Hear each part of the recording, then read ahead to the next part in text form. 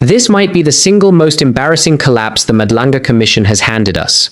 On the left side of your screen, President Cyril Ramaphosa has received the recommendation to discipline Lieutenant General Shadrach Sibiya. But many South Africans are asking one question: is discipline enough? Remember, Sibiya publicly attacked General Mkhwanazi and dismissed his corruption allegations on national radio. Now, after hearing evidence, the Madlanga Commission has recommended disciplinary action and a criminal investigation into Sibiya and others. So what changed? In this video, I'll show you how Sibiya's attacks on Mkhwanazi eventually backfired, the key evidence presented before the commission, and why this case could have major consequences. I want to say, as a disciplined member of the police, I will never go stand in front of the cameras and do what General Mkhwanazi is doing, because there are processes to follow when there is such a situation or where you think you are not being heard. What he's doing, quite honestly speaking, is embarrassing, but we are not going to bend down to his level. All I can say is that I will respond word for word, and I will prove to you that what General Mkhwanazi is saying is absolutely not true. It's not true at all. And if that was the case, I can show you that I was communicating with a man just last week now. We've been talking. There's nothing like what he's talking about. And what kind of a member is that who just go stand up there and talk to the minister the way General Mkhwanazi is talking about the minister? It is not just respect to the minister or to the authority. The only man who's at war against himself, because no one is fighting General Mkhwanazi. He's fighting, but we don't know who is fighting. And I can tell you, no one is aiming at General Mkhwanazi. He's been doing a good job in KZN, and we've always been applauding him for the good job that he's been doing. And I can tell you, even the minister, as far as I'm concerned, is in good talking terms with General Mkhwanazi. We've been in and out of KZN with him. Together with him, he's been inviting us as well. I can tell you, he sent me an invite to attend the golf day and other. He sent me the invite. He called me personally to ask me, am I coming? And I couldn't come. But all I can tell you is that I don't understand the kind of man that I'm dealing with here today. I've been talking to him. We've been working together. I was talking to him just this past weekend. It's a big surprise for me, I must indicate. But I can also say to you now that whatever allegation that is mentioned, let's go page by page and confirm the allegations that he just spoke about. You can come to me. I can take you to the people that he says will have that information. Let's go pounds for pounds and look into the evidence of what he's talking about. Like I did initially when we started this conversation, yes. I tried to keep this thing very short. Yes. But you left me with no choice, because you prompted me in such a way that if I don't respond, it also gives an impression to South Africans that it looks like I'm running away from answering certain questions. But at the same time, we're trying to behave professionally and be professional about this whole thing in such a way that we are going to be to remain mature and above his IQ level. You must stop threatening people about the gun and the fight and the street and everything. You must stop behaving like a criminal and behave like a disciplined member of the police. Tell him to stop threatening people and talking violence there. He must stop behaving like a warlord. He's a member of the police. All right, I'm not sure if I can communicate that, but he's of course... listening. I'm telling him he must stop behaving like a warlord. Something you said, I was going to move off, but something you said prevents me from moving off this now, because you say, you would have had concern if you had known that there were allegations of criminality against Mr. Matlala. That would have been a risk. But leave that aside. You are aware that Mr. Matlala is a service provider, and you invite him to a celebration at your home. And as a service provider, bearing in mind this is not a this is not like service excellence awards or those kind of situations which are formal, professional kind of environments where service providers are. This is a private, intimate affair. Isn't that contrary to the SAP's regulations and national instructions that govern how you are to manage conflicts of interest? Because isn't that a risk? So quite apart from criminality, isn't it a risk that you may be seen to be biased in favor of a service provider? I want to answer it in twofold. The first one is the fact that I'm a detective. And if Mr. Matlala is a service provider who works for supply chain, where they allocate tenders, or him supplying service in the detective space, I would be a little bit cautious in doing that. But the second thing that I want to... sorry, before you say the second thing, can you just repeat for me? You said if something, then you would be cautious, but I didn't quite understand. I said I would be cautious, or maybe apply my mind in having to invite someone that I know that is a service provider in the detective space, and I invite him to me. But the supply chain is a division on its own, which is far from where I am. I don't even know the people who sit on how tenders are allocated, so I'm far from that space. So I know him as a stakeholder in the police. And that being the case... And as regards your first part of your answer, you said that you're not in supply chain management. So, therefore, it's okay to have had a service provider present. I am making a distinction here between engaging with service providers as stakeholders in a professional context and having a service provider at a private, intimate family gathering, that there's a difference. So just bearing that in mind, can your regulations and instructions dealing with conflicts of interest, doesn't it apply to every employee within SAPS, not only to some? So meaning anybody who might be at risk of showing bias to service provider, even if you're not in supply chain management, that is something you need to be cautious about. I'm not an expert in that regard, or nor have knowledge, deep knowledge around that aspect, other than to say that I'm sure as human beings, in the absence of being a policeman, I'm a human being. If I have a death case in the family, or I have an event, and then there's someone that I know, I have seen situations where someone says, hey, I can't invite you because obviously it's going to be questionable. That why did I invite this one or that one, maybe at the wedding. But in my case, at that point in time, I really didn't mind if he's coming, because the main reason, the main purpose was to come to collect his wife per se. But I didn't really have any problem. So I guess, Chair, I don't want to waste your time, but I just want to say I may not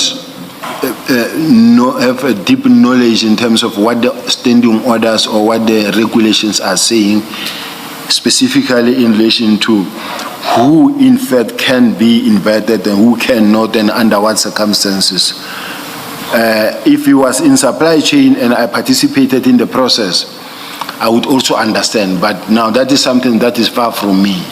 Yeah, we've dealt with that. I've explained to you why it doesn't matter whether you're in supply chain or not. It's something that would bind all employees of the SAPS. But I hear you saying you're not aware of the standing orders or regulations or instructions governing this. That's what you're saying. I'll ask you one last question on this then.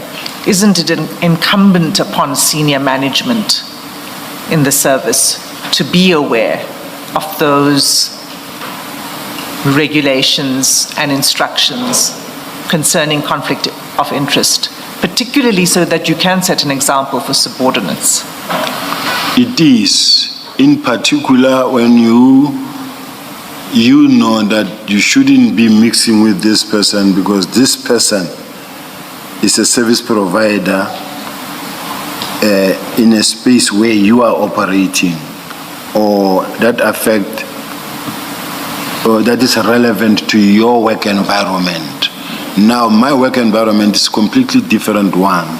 I'm not in HR, I'm not in supply chain. Do you know anything about the audit findings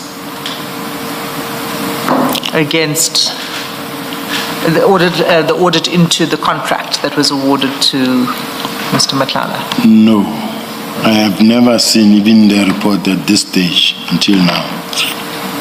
Okay, well, if you go a little further down on page 233, you sent to Sergeant Nkosi at chat number 2.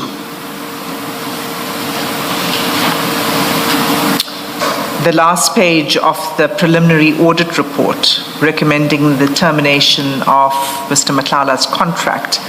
Now, let me just tell you where you'll find a clear copy of that. It's at page 300 in the same file.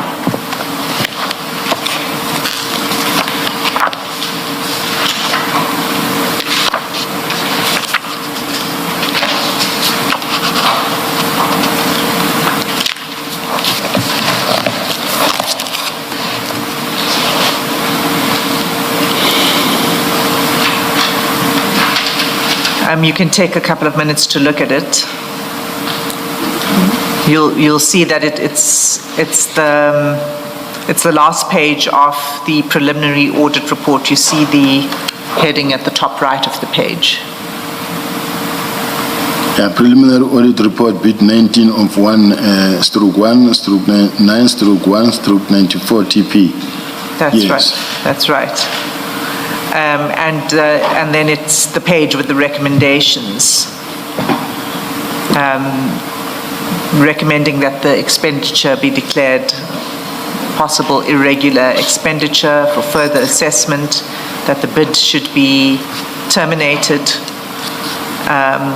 that evidence of procurement irregularities were observed in the bid, etc. You see that? So you forwarded this to Sergeant Nkosi, but why do you share with Sergeant Nkosi this confidential preliminary audit report? I don't think it was a confidential preliminary report because this thing, I think it was on the media. That's why you see Abraham Mashiho, I think, because it's not something that was given to me or that I had. It's not a confidential report. It has been in the newspaper. Even now, you will see where there is IGI and maybe certain faces, Kumalo, General Kumalo, Masamola. So it's something that is on the newspaper. So when you share with a colleague that you work with closely, because I did send it to him. If I did, yes, and I don't say I didn't. But it's because of the fact that this is something that we've always known that is happening or is going to happen at some point. You've always known. Since when did you become aware that this was happening? Remember, we come back to from the charts where we were reading the thing that come from court where they say I assisted Mr. Matlala to have access to the coalition and all that. So no, but that was different. That had nothing to do at all with the contract or any audit or any investigation into the contract. That affidavit was what Mr. Matlala filed in December in an urgent application where he was seeking the return of what he alleged were stolen items when his office was raided. That's what that affidavit was about. This one. No, yes, the one that you just referred to. You said we already knew, you said you referred to the affidavit we looked at earlier about the training college. I'm saying that isn't correct because that was about a different issue. It wasn't about the contract. You see, in today's world, where we all know that you do know so-and-so, you do know this kind of a person or this person, and you come across something like this from the media or from the newspaper or from wherever it was from, and then maybe I shared it with Nkosi. It wasn't really a confidential document. It is, I don't see it somewhere marked confidential or secret or top secret. So, General, the watermark. There's a watermark. The watermark says it's confidential. So why do you say you don't across the see page. anyway? my apology. Normally, because when you do it on top and below, so this one slipped my mind. But do you accept that this one says it's a confidential It was a confidential document, but and it's not an excuse. You see, if somebody has leaked a confidential subs document to a journalist, and you come into possession of that document, it's not an answer to say, somebody leaked it before, so I can also leak it. That's not how it works. If it's confidential, it's confidential. So you don't perpetuate the leak. Sergeant Nkosi and Mr. Matlala. Sergeant Nkosi would probably share this document with Mr. Matlala. You accepted that before the tea break, correct? Be careful not to change what you said earlier. no. You accepted that probability. No, Chair. Remember, Chair, even if I said that initially, it doesn't mean that in everything that follows that I shall have shared with Nkosi, it means that everything was meant to be shared with Please Mr. don't try to anticipate where I'm going. Please don't try to anticipate. Do you accept that before the tea break, you accepted the probability that Sergeant Nkosi would share the document with Mr. Matlala? Do you accept that? Yes, Chair. Yes. So now what I'm saying is, you cannot now, in response to Ms. Hassim, say this was sharing subs officer to subs officer, because you've already accepted that there was a probability that the document would be shared with Mr. Matlala. So you cannot just stop at sharing subs officer to subs officer, because there is the probability that you accept. Is that correct? It's correct, Chair. It must be. Yes, Ms. Hassan. Thank you, Chair. I mean, what makes it problematic? Can I add one thing to what Chair has said? The other thing about this document is that it concerned Mr. Matlala himself. It concerned Mr. Matlala's company. So it's different from any other documents. This one, the expectation would be that because it is dealing with Mr. Matlala's company, Captain Nkosi would share it with him. You must have expected that. Can I ask, Chair? You know, Chair, if we are close, maybe in this case, Chair, I want to say if I'm close with maybe the three commissioners, and one of the commissioners is very close to a particular person, and then we know that here is something that we're reading on the news about this person, and then I say, hey, see what is coming or what is happening on this person, because it's from the newspaper. This is what is going to be on Sunday newspaper, City Press and whatever. It has become a norm or normal for people to share something they see about a specific person. Many people see a lot of things about me. Sometimes they share it with my wife, sometimes they will share among themselves, but others know that it will reach me. So I must just accept, Chair, that it happened. It may be reckless or negligent or an oversight, but it happened that way. And I don't want to waste time, I must say, to as far as I'm concerned, it is just that the risk is not as I was sharing it myself in a meeting, from a meeting that I was sitting in to Mr. Matlala. It was a question of now, it comes from the journalist, it's already in the public, the cat is already out now. Sharing it with a colleague really wouldn't carry the same risk as the original risk. Can I say Is the first answer of all, yes? I think before we leave this, the answer must be yes. You had no reason to believe that he won't share it with Mr. Matlala.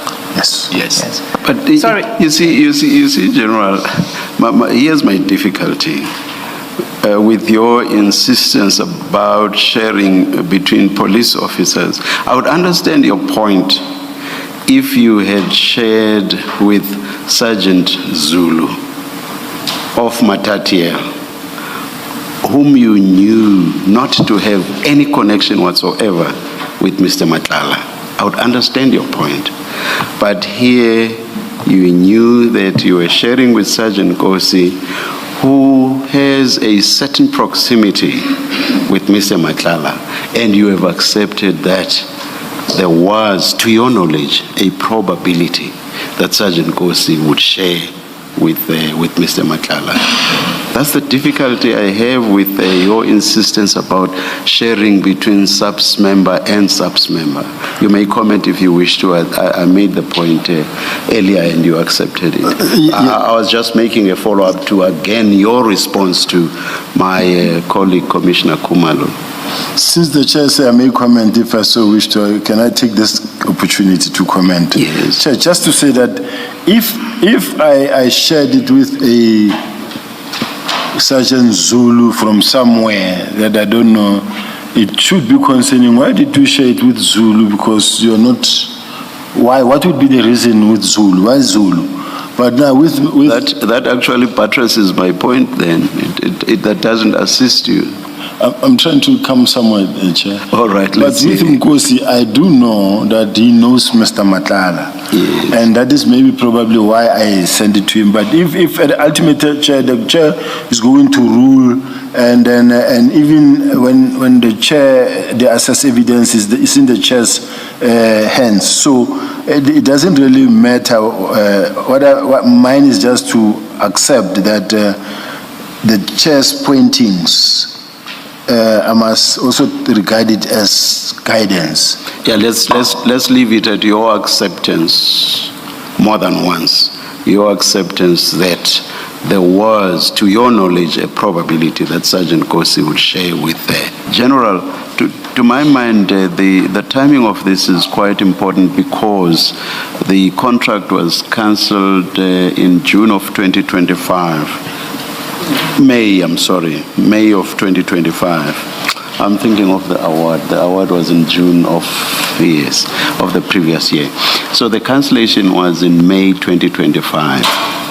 And these chats are in March of 2025. So in a situation where you see the probability of these documents, these chats, these communications reaching Mr. Matlala through Sergeant Kosi, you were basically sharing, and I suggest this to you, you were basically sharing with Sergeant Kosi to alert Mr. Matlala as to what was happening. And what was happening with hindsight now eventually resulted in the cancellation of the contract. So you are upfront alerting Mr. Matlala through Sergeant Nkosi, you're basically saying, hey, be aware, there's trouble brewing. That is what I'm suggesting to you.